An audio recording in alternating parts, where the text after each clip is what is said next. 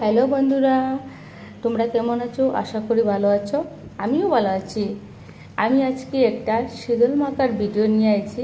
তোমরা কে কে আছো আমার মতো শীতল বালা পাও? আমার তো খুব ভালো লাগে। এই শীতল মাখা বানানোর পদ্ধতিটা আমি তোমরা সবরে কইরাম।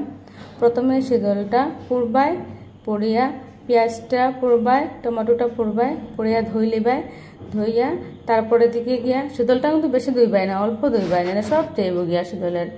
ধোয়ার পরে পেঁয়াজটা ছোটো ছোটো করে কাটি দিবাই, কাটার পরে এটার মধ্যে অল্প নুন দিবাই, আলু দিবাই, মরিচ দিবাই, একটু সরষের তেল দিবাই, দিয়ে এটারে একসঙ্গে মিক্স করে লিবাই, মাখাই লিবাই। মাখানোর পরে এটা গরম গরম ভাতের সঙ্গে খাইবাই, দেবা অনেক ভালো লাগবো।